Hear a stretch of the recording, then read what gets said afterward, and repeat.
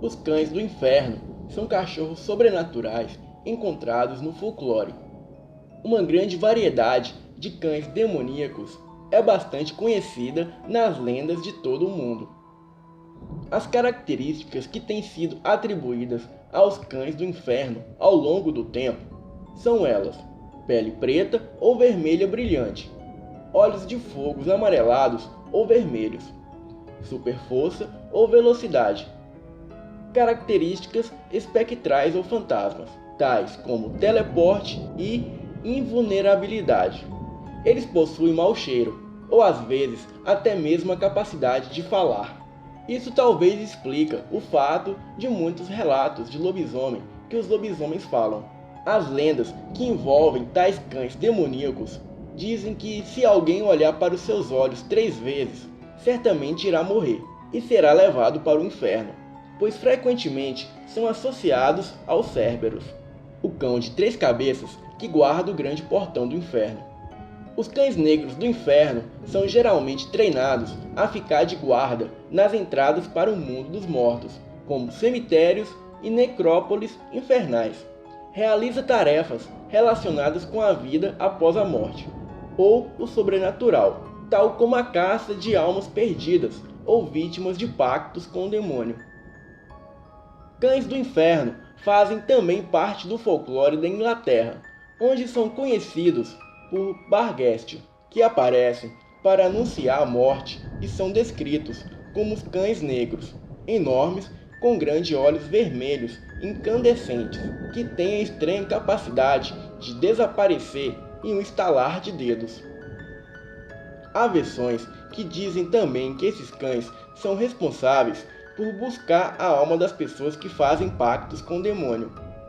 São seres sobrenaturais que costumam ser vistos em encruzilhadas e são geralmente ligados ao inferno. Relatos de cães do inferno surgem de vários lugares do mundo e não só na Inglaterra. Em um caso contado por Theodore Ebert, na Pensilvânia, na década de 50, ele afirma que certa noite, quando ainda era garoto, caminhava com alguns amigos pela estrada Seven Star, e um grande cão negro apareceu do nada e ficou entre ele e o amigo. Quando ele foi acariciar o cão desapareceu, sumiu em um estalar de dedos.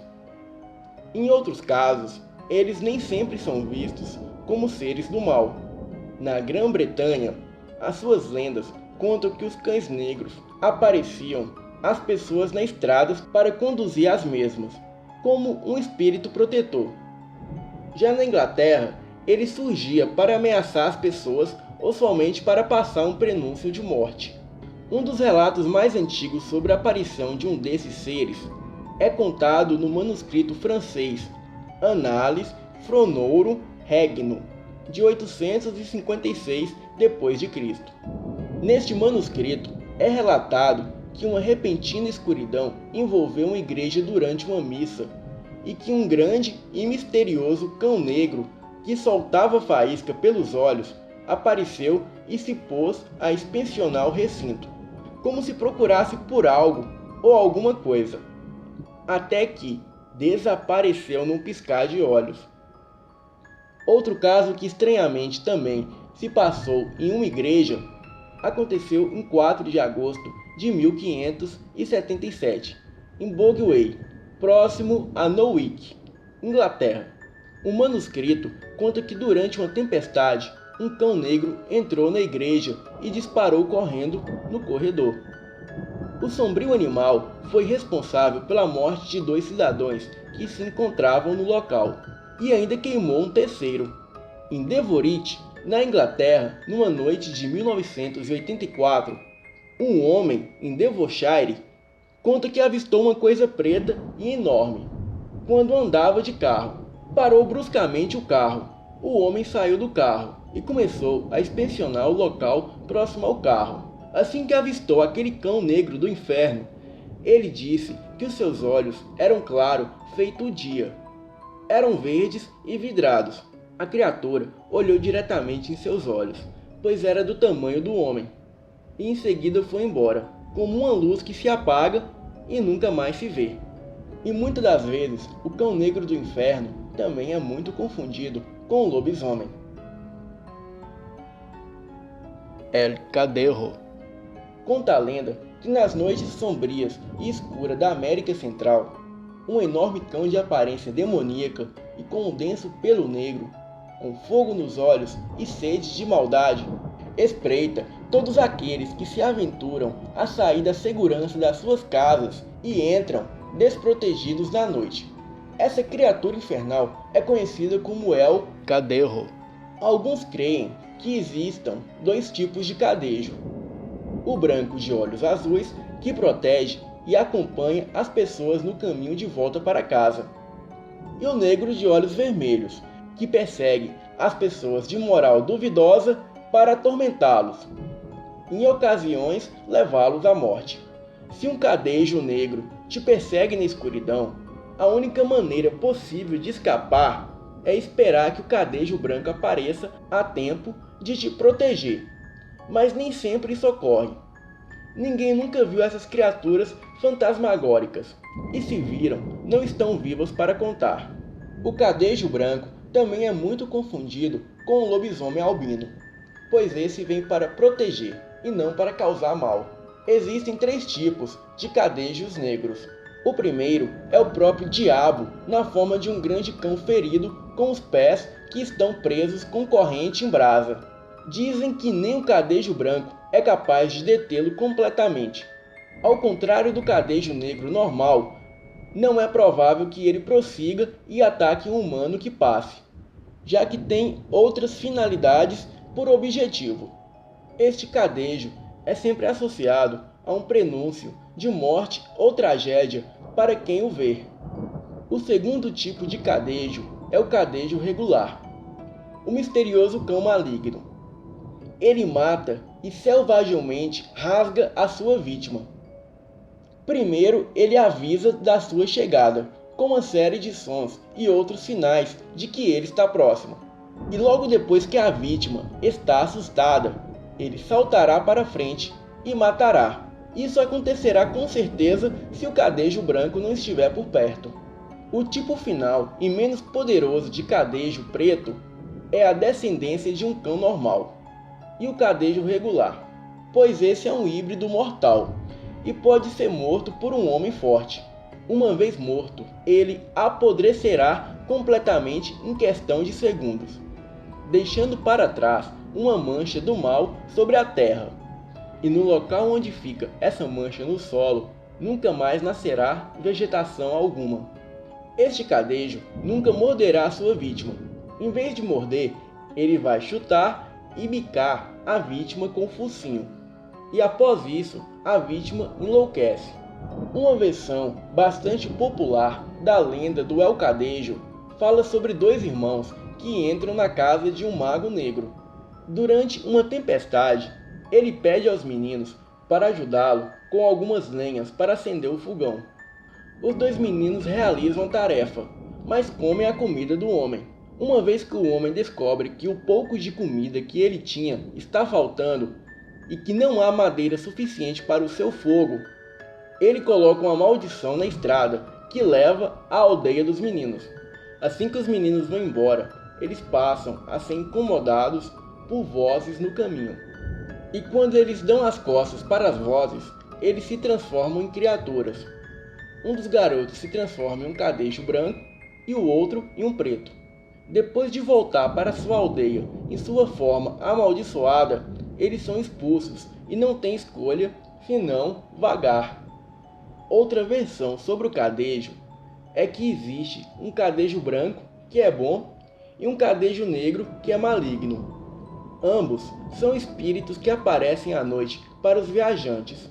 O branco aparece para protegê-lo do mal e o negro, que é a encarnação do diabo, aparece para matá-los. Eles geralmente aparecem na forma de um cachorro bem grande, chegando até ao tamanho de uma vaca. Esse cachorro grande é desgrenhado, com olhos vermelhos em chama e casco de cabra. Embora em algumas áreas eles tenham mais características de touro. De acordo com as histórias, muitos tentaram matar o cadejo negro, mas falharam e morreram. Também se diz que se um cadejo é morto, a pessoa sentirá o cheiro terrível por vários dias. Então o seu corpo desaparecerá. O folclore também fala de um cadejo que guarda bêbados contra qualquer um que tente roubá-los ou machucá-los. Quando o cadejo está próximo, alguns dizem que ele produz um forte cheiro de cabra. A maioria das pessoas dizem para nunca virar as costas para a criatura, porque senão você enlouquecerá. Na etimologia popular, acredita-se que o nome cadejo tenha derivado da palavra espanhola cadena, que significa corrente. Os cadejos é às vezes representado como arrastadores de corrente ou cão negro do inferno.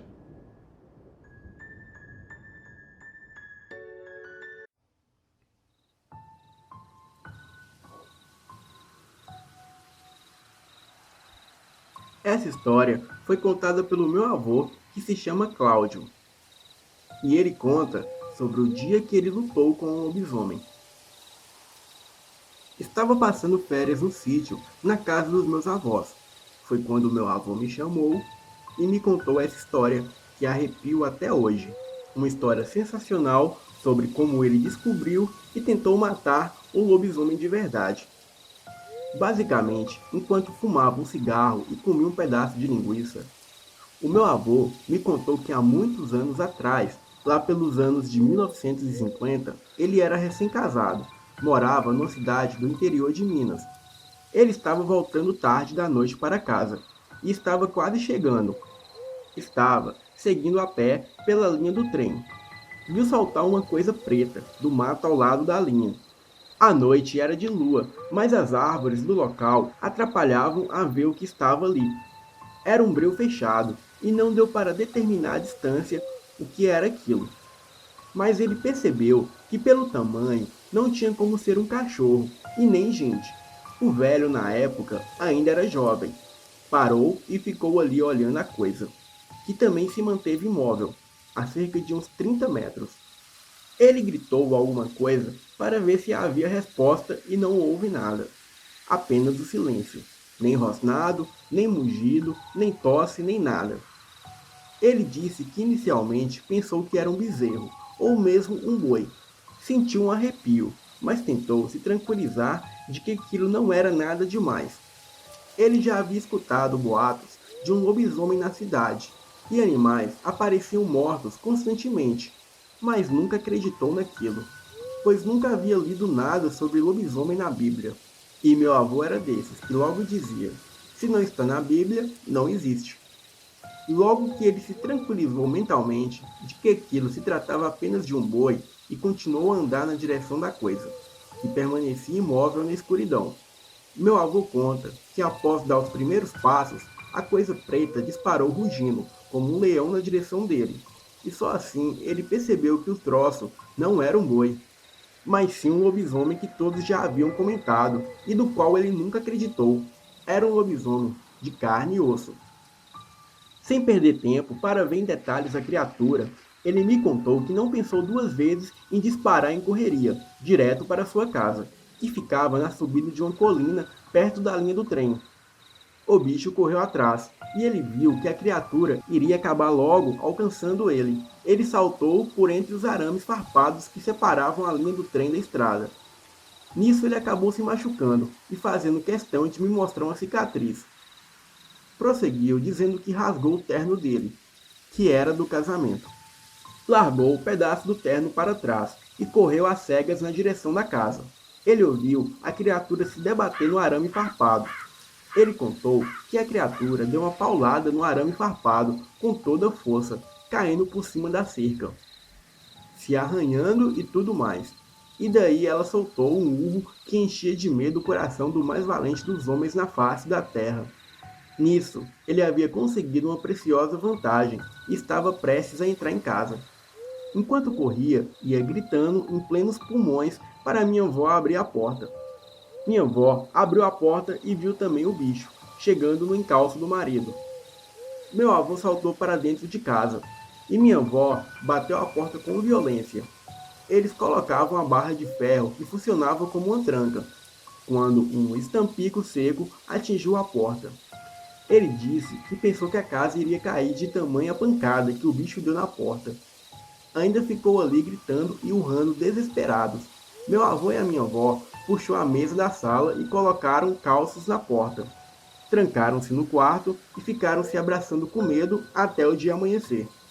No dia seguinte, quando as primeiras luzes do sol iluminaram as redondezas, ele disse que não havia sinal do bicho, além de uma bela poça de sangue na varanda e em volta da casa.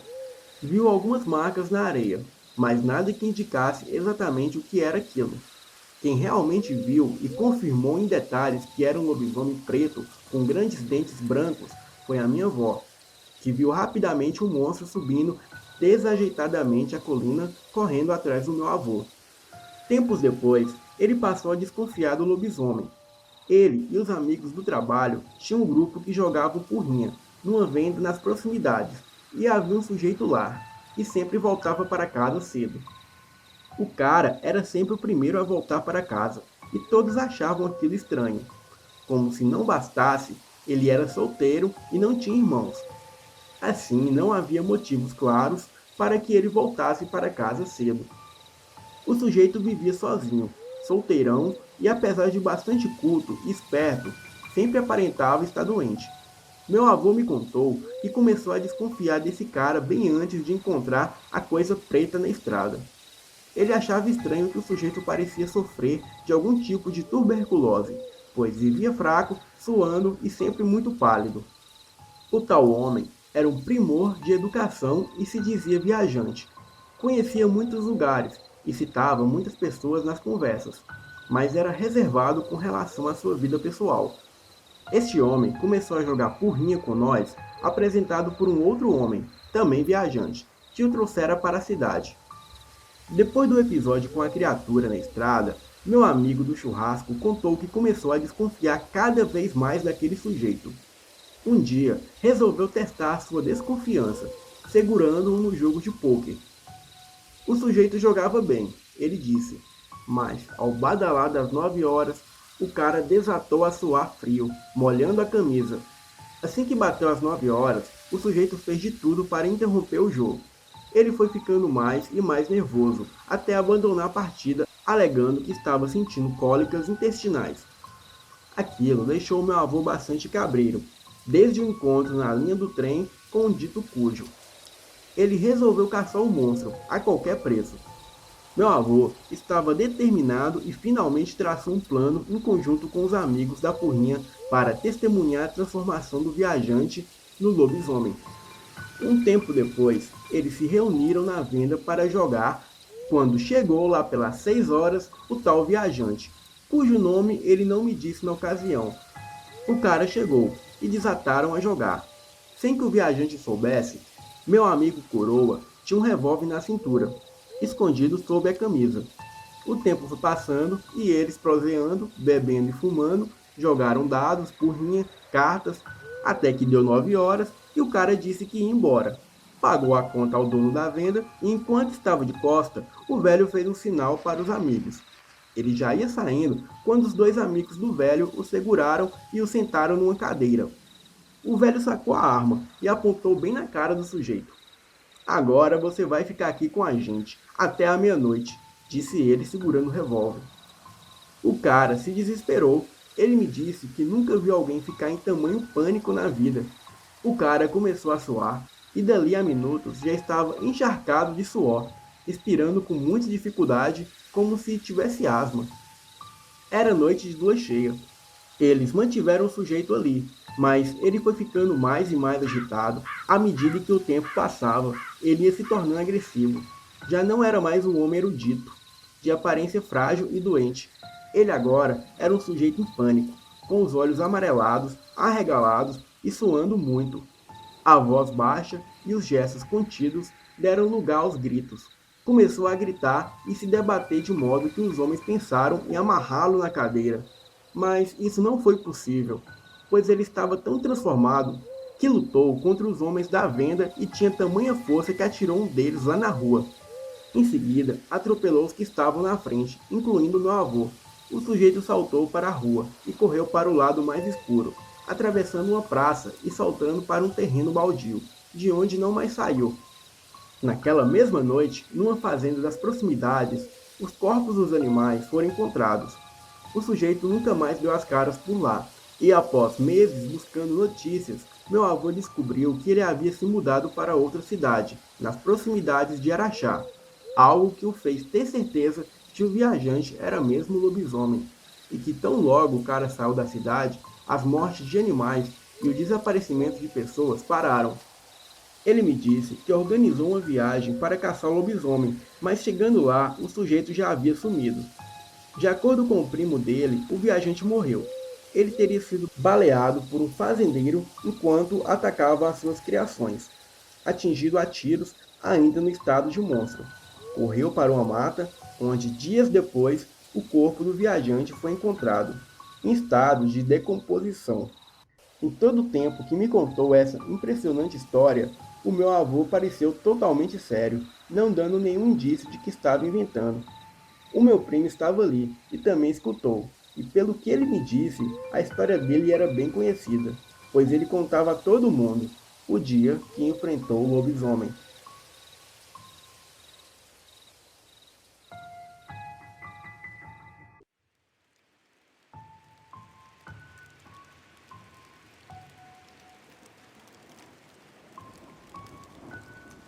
Em 1997, fui com uma amiga passar férias no interior de Minas Gerais, na casa dos meus avós. Era época de festa junina. Eu e minha amiga resolvemos ir a uma vilazinha localizada a 10 quilômetros de lá. Estávamos de bicicleta por uma estrada cercada de árvores e mato. Era por volta das 18 horas e foi quando em uma encruzilhada vimos algo correr para o mato. Parecia uma pessoa, mas não tínhamos certeza, pois só vimos o vulto. Fomos mais rápidos com as bicicletas e vimos o mato se mexer com aquilo nos perseguindo. Estávamos ladeira abaixo com as bicicletas. Devíamos estar correndo uns 30 quilômetros por hora e aquilo ficou para trás. Depois de uns 40 minutos, chegamos no povoado. Chegamos bem na hora do arraial. Arraial é o nome que eles dão à festa junina. Dançamos e nos divertimos muito por lá. Minha amiga conheceu um rapaz que se chamava Ricardo. Os dois se divertiram bastante e depois fomos nós três tomar uma bebida chamada quentão. Uma bebida feita com vinho, canela, casca de laranja, açúcar e gengibre. Foi a primeira vez que tomei aquilo e confesso que gostei. Ficamos nós três ali conversando, em volta da fogueira, por um bom tempo, até que me lembrei do que nos perseguiu pela estrada e comentei com o Ricardo. E ele logo disse que os mais antigos dizem que coisas estranhas acontecem naquela encruzilhada. Vultos, aparições e até um lobisomem já foi visto por lá por um morador de um sítio próximo. Confesso que não acreditei naquela história para boi dormir, mas minha amiga pareceu acreditar, pois ela estava com um olhar sério. Mais tarde, por volta das 11 horas da noite, interrompi minha amiga que estava nos beijos com o Ricardo e disse que já estava tarde e que era bom nós irmos embora, pois o frio estava aumentando e se eu saísse de perto da fogueira, com certeza eu congelaria. Ricardo pediu que ficássemos um pouco mais, pois ele estava de caminhonete. Assim, podia levar nós e as bicicletas para casa. Fiquei um pouco desconfiada, pois apesar de Ricardo parecer um caipira legal, nós não o conhecíamos. Mas qualquer coisa seria melhor do que pedalar 10 quilômetros, não acham? Por volta de 1 da manhã, mais da metade das pessoas da festa já haviam ido embora, pois festa de roça não é igual festa de cidade grande, que vai até no outro dia. Então, foi quando o Ricardo nos chamou para irmos embora. E confesso que eu já estava cochilando. Bom, entramos na caminhonete e Ricardo colocou as bicicletas na carroceria. Fiquei tão feliz por estar indo embora de carro, mas minha felicidade durou pouco, pois acreditem, o frio congelou o motor da caminhonete. Eu não entendo muito de carro, mas foi o que Ricardo disse, que como a caminhonete era álcool, ele não conseguia dar partida por causa do motor que havia congelado. Bom, Ricardo disse que não nos deixaria ir embora sozinhas, então fomos nós três em duas bicicletas. Ele carregava minha amiga na garupa da bicicleta dela. Perguntamos como ele iria voltar. Ele disse que não precisava voltar naquela noite, pois o pai dele morava no sítio lá na nossa cidade, e ele ficaria por lá e voltaria no outro dia. E aproveitaria para saber onde nós, donzelas, morávamos. Foi assim que ele nos chamou. Eu achei bem engraçado. O frio naquele lugar estava insuportável, pois quando eu passava com a bicicleta em cima da grama, sentia a grama se quebrar, pois estava congelada devido à geada. E por mais que eu pedalava para me esquentar, eu me sentia cansada e mesmo assim com frio. Bom, lá íamos nós três, bem devagar pela estrada. E foi quando passamos pela encruzilhada novamente. E bateu aquele arrepio. Eu estava rezando para que nada acontecesse. Mas aconteceu sim. De longe, escutamos um uivo que me arrepiou todinha. E logo após o uivo, os cachorros que estavam ali próximo começaram a latir. Olhei para minha amiga e para Ricardo, que logo disse para irmos rápido. Aquilo veio correndo e de longe víamos o mato se mexer e se quebrar. Pedalei o mais rápido que pude, e mesmo em uma descida bem longa eu pedalava para acelerar, mas para o meu azar a corrente da minha bicicleta soltou. E quando chegou no fim da ladeira, tive que descer da bicicleta para colocar a corrente. Estava muito escuro, e eu não via mais a minha amiga e nem o Ricardo. Depois de eternos 2 minutos, eu consegui colocar a corrente da bicicleta. E foi quando, do meio do mato, pulou em minha direção a coisa mais horrenda que irei descrever aqui para vocês. Ele parecia com um cachorro imenso, mas quando parou a 5 metros de mim, aquilo se pôs de pé e as suas patas eram tortas e envergadas para a frente e para trás. Seu pelo era negro acinzentado e seus olhos amarelados. Tinha um focinho que parecia de cachorro. E assim que aquilo entrou na minha frente, soltou um uivo ensurdecedor e logo em seguida começou a rosnar e veio para cima de mim. Em um movimento rápido, eu subi em cima da bicicleta para correr dali o mais rápido, mas aquilo bateu com tudo na bicicleta, me derrubando no chão. Quando ele veio, eu usei a bicicleta de escudo entre eu e ele. Achei que ia morrer. Quando, de repente, os cachorros que o estavam perseguindo começaram a atacar a criatura. Não me lembro ao certo, mas devia ter uns 5 cachorros ali. Ricardo levava consigo fogos de artifício na mochila e soltou um foguete para espantar o que quer que estivesse ali. Só que aquele não era o meu dia de sorte, pois o barulho dos foguetes espantaram só os cachorros que me protegiam. Todos os cachorros correram, grunhindo com medo dos foguetes, e só ficou a criatura que não se amedrontou. Mas um dos cachorros que havia ido embora voltou e atacou a criatura novamente, que dava fortes chutes no cachorro, arremessando ele uns 5 metros de distância, mas ele levantava e partia para cima da criatura novamente. Então, num pensamento rápido, eu peguei a bicicleta e saí disparada dali. Encontrei minha amiga e Ricardo logo mais na frente, e fomos o mais rápido possível nas bicicletas. Eu rezei muito para a corrente não cair novamente. Quando chegamos em casa, eu estava pálida e só consegui contar o que aconteceu comigo no dia seguinte. Ricardo disse que não conseguiu ver de longe o que estava acontecendo, mas viu muitos cachorros e achou que estavam me atacando, por isso ele soltou o foguete para espantar eles. Ele agiu de boa fé, mas essa atitude quase me matou, exatamente por espantar os cachorros. Depois desse dia, eu nunca mais passei ali novamente, nem mesmo de carro. Não sei o que aconteceu com o cãozinho que arriscou a própria vida para me salvar. Espero que ele esteja bem, pois amo animais, de menos lobo e lobisomens.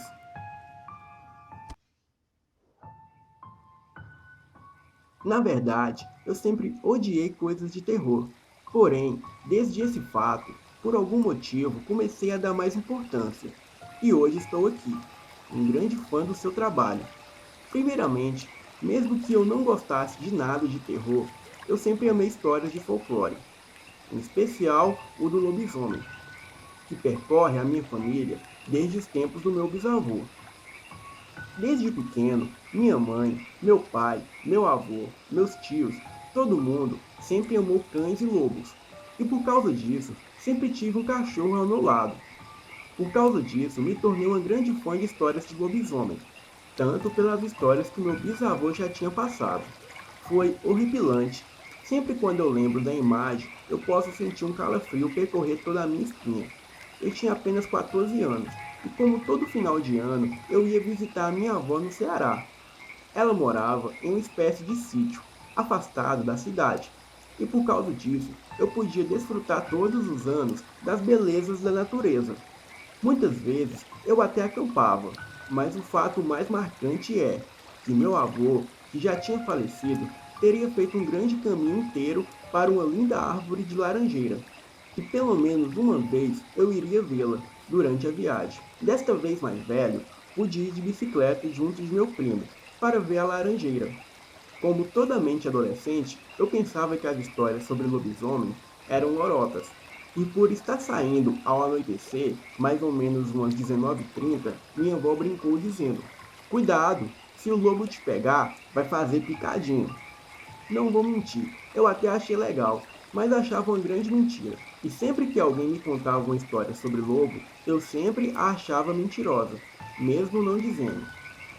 Então, saímos pelo caminho, acompanhado por cães da minha avó. Logo pude perceber uivos estranhos, vindo de dentro da mata que estaria ao redor do caminho. Tenho que admitir, era horripilante aquele caminho. Uma estrada de terra, com gramas altas dos lados. Eu sempre me amedrontava quando passava por ali de dia ou de noite. Porém, infelizmente o meu primo arregou no meio do caminho e decidiu voltar, em vez de me levar para a laranjeira, por causa da raposa, que estaria matando galinhas por ali. Poderia nos atacar se estivesse pela redondeza. Afinal, eu era um garoto de cidade. Mesmo sabendo que raposa é perigosa, eu achava que era o de menos. Poderia fugir de bicicleta e continuei o caminho sozinho. Com os fiéis cachorros que me seguiam por toda parte, porém, cada vez que a gente escutava um ruído, eles ficavam em alerta. E já perto do local, pude escutar muitas vacas mugindo, ovelhas correndo ou coisas parecidas.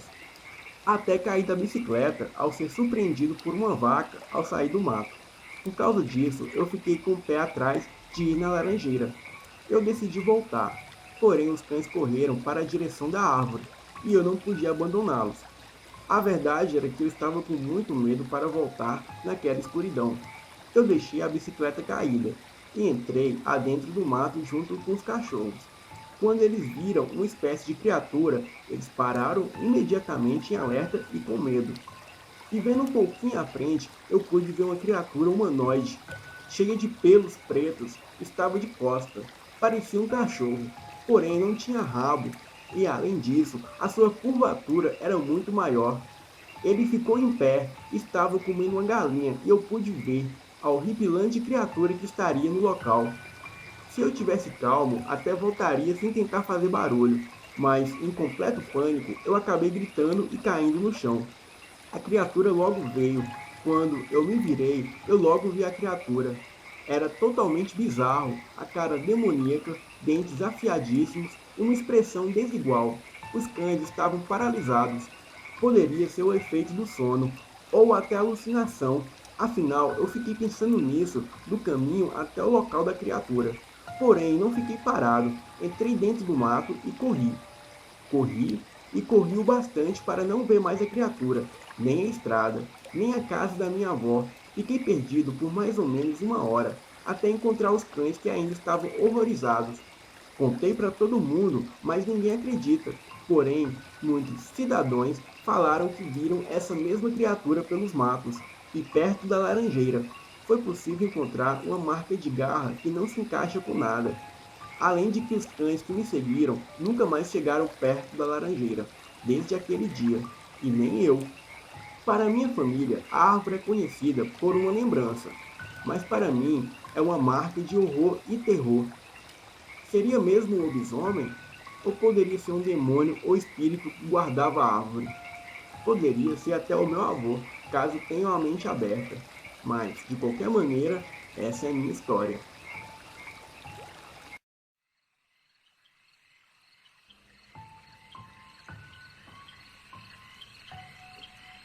O ano era 1987.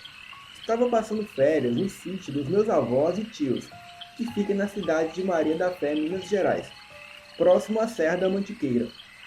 um povoado pacato, mas muito lindo de se morar. A cidade é histórica. Tem uma paisagem maravilhosa e um visual deslumbrante.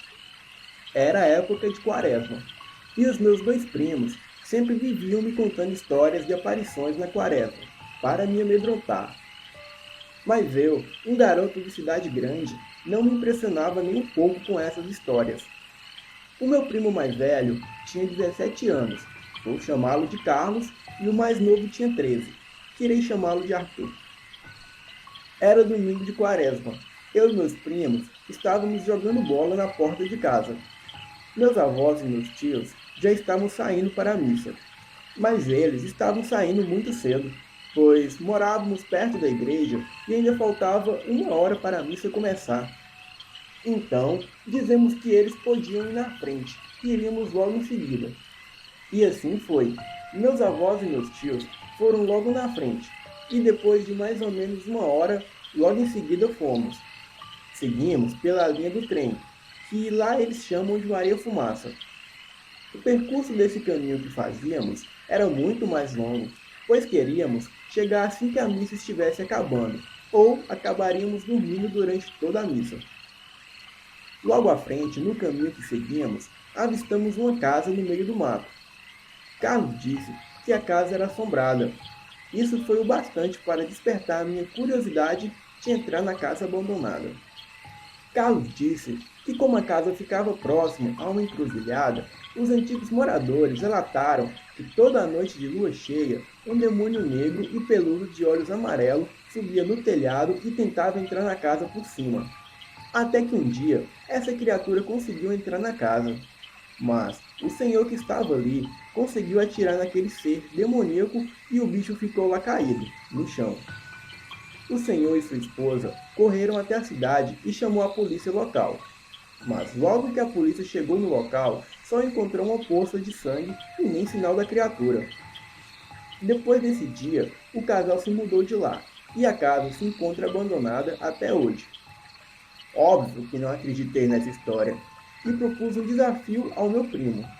Visto que ele era cheio de crendices, eu disse: Carlos, se realmente essa história for verdade, eu te desafio a entrar lá conosco, pois se for verdade, vai estar as marcas de sangue lá no chão e o telhado quebrado em alguma parte da casa.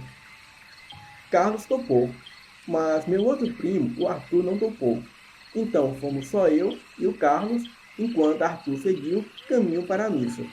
Isso era por volta das 19 horas, mas por ser horário de verão, o dia ainda estava claro. Carlos e eu seguimos até a casa abandonada. Empurramos a porta de madeira e entramos. Confesso que o local me deu arrepios, e eu estava tremendo, mas não sei se era de medo ou frio, ou talvez os dois. Assim que entramos, exploramos todo o lugar, que até estava bem conservado para uma casa abandonada. Parecia que ninguém ia ali para vandalizar o local. Isso é muito raro de acontecer. Bom, já estava ficando escuro, então decidimos ir embora logo dali, quando, de repente, escutamos uma voz vindo do lado de fora da casa dizer: Vocês estão aí? Rapidamente, nós escondemos atrás da parede da cozinha e, sem saber quem estava lá fora, ficamos apenas observando e aquela voz dizia: Eu sei que vocês estão aí. Venham! Venham aqui para fora. Vocês estão invadindo um lugar proibido.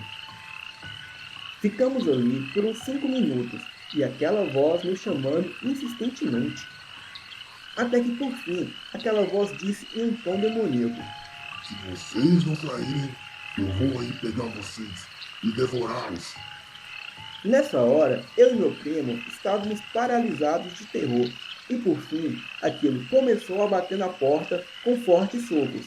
Muito me admirei por aquilo não entrar, já que a porta estava aberta. Então saímos pelos fundos, passamos pelo lado da casa que estava cheio de mato e saímos correndo de lá. Quando olhamos para trás, não havia ninguém lá, exceto um porco que estava parado na porta da entrada, e foi quando aquele porco nos viu correr, ele veio correndo em nossa direção dizendo: Eu quero matar. Eu quero sangue. Corremos como loucos, e aquele porco veio relinchando ao mesmo tempo que corria atrás de nós. E quando ele corria, ele caía desajeitado e se levantava e voltava a correr. Aquilo era muito sinistro. Corremos para casa, pois nossa casa estava mais próximo do que a igreja. Chegamos e a casa estava trancada, até que pela janela vimos meu primo lá dentro. Gritamos para ele abrir, mas ele correu e se trancou no quarto. Aquela criatura estava atrás de nós. Aquilo parou no portão de grade que estava fechado, mas não trancado, e ficou ali, do lado de fora, relinchando e gritando. Maldição! Maldição! E foi quando meu primo, que estava comigo, forçou a janela que era de vidro, e ela abriu. Então pulamos rapidamente a janela para o lado de dentro e ficamos dentro de casa apavorados, esperando aquilo ir embora. E aquilo permaneceu lá fora por mais ou menos uns 30 minutos, gritando e relinchando, até que os gritos pararam e aquilo aparentemente foi embora. Nos juntamos ao nosso primo que estava no quarto e ficamos lá até os nossos avós e nossos tios chegarem. Quando eles chegaram, contamos toda a história. Meus tios não acreditaram e nos deu a maior bronca por não ir à missa. Já a minha avó disse que aquilo já tinha acontecido com ela, quando ela era criança. Ela ia para a escola pela linha do trem, e um porco saiu de dentro do mato gritando ela pelo nome, Maria! Maria! em meio a relinchos. No outro dia, perguntamos ao meu primo por que ele não foi à igreja e voltou para casa. Ele disse que no meio do caminho escutou uma voz chamando ele do mato adentro. Ele achou aquilo meio estranho, mas, mesmo assim, foi ver o que era. E foi quando ele viu algo que o fez correr desesperadamente para casa. Era uma criatura horrível, humanoide, a coisa mais horrenda que ele já viu na vida. Aquilo era grande e peludo com dentes afiados e olhos amarelados, mas aquilo estava chamando ele com uma voz de mulher. E assim que o viu, correu para o mato. Conta meu primo que correu desesperado para casa, e aquilo perseguia pelo mato, pois era possível ver o mato se quebrar ao lado da estrada. Meu primo não via aquilo, mas sabia que aquilo estava lá, o perseguindo. Aquilo só parou de persegui-lo quando ele chegou na cidade onde não tinha mais mato. Então, ele entrou em casa e se trancou, e depois de uns 10 minutos chegamos gritando desesperados. E ele achou que tínhamos avistado a mesma criatura que ele viu. Na verdade, não sei exatamente o que ele viu, mas acredito que ele tenha dito a verdade. Hoje, tenho 43 anos e daquele dia até hoje, eu levo o dia de Quaresma muito a sério.